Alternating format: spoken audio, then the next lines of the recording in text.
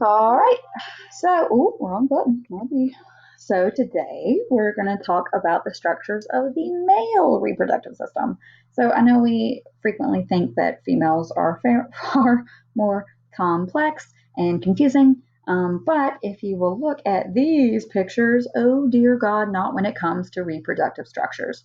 So male reproductive system is a complicated, twisty roller coaster of tubes that we are going to learn. Pay attention. So first, we talked about the first couple probably already. The scrotum is the sac of skin that contains the testes, so external sac of skin containing the testes. It's actually super important, and we'll talk about this in functions, but the testes only work at a certain temperature, and it has to be cooler than body temperature. So if the testes are inside of the body, they don't function. And so we would all die out. So, unsung hero in the world is the scrotum, letting the testes be cooler and mankind continue to exist. Testes, two of them. Again, this is the male gonad, the primary male reproductive organ, about the size of a small egg, suspended in the sac of the scrotum. Inside of the testes, so if you took it, cut it in half and looked inside, there are these things called seminiferous tubules. These are where the sperm are actually made. Minute meaning small, convoluted meaning twisty, tubules inside of the testes, all of these. And then on the back of it, if you see this thing here that looks kind of like bang bang shrimp, that is the epididymis. So all these little tubules eventually drain into and become the epididymis. So epididymis is a coiled duct that connects to the back of each testes. So this is where sperm is made in these seminiferous tubules in the testes, and then they kind of go here to get stored and hang out in the epididymis. Little known fact, ovaries, so when babies are first being made, before they differentiate to be what sex they're going to be, ovaries and testes are the same organ. So if you are XX, the ovaries stay in the pelvic cavity and you turn into a lady. If you are XY, those kind of precursor ovary type things drop down and turn into the testes. Sperm. So we had the ova was the egg in females. That was the sex cell, the gamete, the haploid, whatever you want to call it, the thing that had 23 chromosomes instead of 46. Well, in men, the version of that is the sperm. So remember that the egg was the biggest cell in the human body. Sperm is the smallest. Kind of looks like what are those things that turn into frogs? You know what I'm talking about. Why is that? Why can I not think of the little things that turn into frogs? Whatever, you know what I'm talking about. Message me. Tell me when you think of it. All right. Okay. So starting the confusion. Testes, epididymis. So sperm made, sperm stored, and then when a male ejaculates, this sperm has to leave, right? Has to get out of this little storage system. And it does that through a road called the vas deferens. So this huge tube is the vas deferens. It says it's 45 centimeters. That is really long. 45 centimeter structure that connects the epididymis, the little bang bang shrimp thing on the back of the testes, to the ejaculatory duct. So we're going to learn that this tiny little part of the tube right here is called the ejaculatory duct. And again, you have one from each testes. So right testes, left testes, right epididymis, left epididymis, right vas deferens, left vas deferens. Most of these are going to have two. So seminal vesicle is this right here. So seminal vesicle is a gland. It's a gland that makes a fluid. And that fluid gets added into sperm. So sperm is made, sperm is stored, road that sperm is traveling to leave. Sperm travels, sperm travels, sperm travels.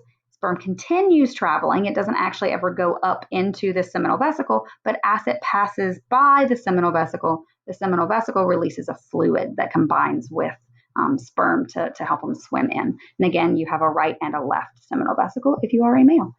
Ejaculatory duct is the same tube that is the vas deferens. It just changes names. So if you've ever been driving in Charlotte and you're on one road and you never turn, but all of a sudden the road is a different name, that's what's going on here. So we call this vas deferens, vas deferens, vas deferens, vas deferens. same tube, but start calling it ejaculatory duct. And the only reason that we call it something different is because now instead of just having sperm traveling through it, it has sperm and it has the fluid that the seminal vesicle shot into it. The ejaculatory duct, it says leads to the urethra. So it's going to dump into the urethra. And you remember the urethra, that was the tube that drains the bladder. So this is another view, same thing, just looking at it another way. So you would have testes down here, and vas deferens stops being called vas deferens, starts being called ejaculatory duct. Right there, just that tiny little section of this tube is called the ejaculatory duct, and it's called that because notice that this has dumped into it as well. So sperm travels here, dumps into urethra. It doesn't go up into the seminal vesicle. The seminal vesicle shoots fluid to join in with it, and it just continues on its road from vas deferens to ejaculatory duct to urethra. So urethra, we've already talked about. It's the passageway that urine drains from the bladder and gets to the outside world. Females have urethra and men have urethra, but in females, it only drains the bladder. That's all it does. In men, it drains both the bladder and the sperm. Shared between the urinary and reproductive system only in men. Prostate gland. So prostate gland, you only have one urethra. You also only have one prostate gland. So everything else up until now, until these two have been, there's a right and a left version of them. Men have one prostate gland. And you can see that the prostate gland is this red ball here, and the urethra goes through the center of it. So it surrounds the neck, the bottom part of the bladder. It sits at the neck, the bottom part of the bladder, and it surrounds the urethra. The urethra goes through it, kind of like the core going through an apple. These are called bulbourethral glands. Bulbourethral glands is this little dot right here. Again, you have a right and a left one. They are pea-sized, teeny, teeny, tiny, and they sit inferior to, meaning below, the prostate. Then you have the penis and the prepuce, the foreskin. So penis is the erectile tissue in a man. So remember that the clitoris in the female was the erectile tissue. Well, the version of that, the thing that turns into in a man, is the penis, meaning that it can fill with blood and engorge and become larger. This is a transverse section of, this is a penis that's been cut off. I'm so sorry. I'm sure it's post-mortem, don't worry. So this is where you've made this cut right here and you're looking down into this right here is what you're seeing right here. So this is a huge erectile tissue. This is a huge amount of erectile tissue, and this is a tiny little amount of erectile tissue right here. Kind of looks like a fly to me, like a fly that's smiling. Isn't that creepy? Sorry, you can never unsee that. So this is all erectile tissue. So is this. This little hole that you see right here, the mouth of the smiling fly, is the urethra. So that's what the urine, if they're draining the bladder, or the sperm, the semen, if it is the reproductive system that is draining, is going to come out of. These are holes where the veins and arteries go. As you can see, common misconception is that there is a bone inside of the penis. There's not. It's just erectile tissue. If you put enough force to bend and kind of like what you would call break, if it were a bone, these erectile tissue cavities can pop, and that's a medical emergency, and that's kind of what you would think of if someone has broken, quote unquote, broken the penis, but it's not a bone. There's no bone in here. Prepuce, this is a word that I consistently mispronounce, and I can't remember if I'm pronouncing it right or not. I had an Indian lady who spoke with an Indian and a British accent because she learned English from a British speaker teach me anatomy, and so I mispronounce this a lot, but I think I've corrected it. Prepuce. It's the foreskin. So it covers the tip of the penis. If you remember, the clitoris had a little hood of skin that covered it and protected it, and when you turn into a male, this is what becomes the foreskin. So this is also what's cut off during a circumcision. So this is an uncircumcised penis.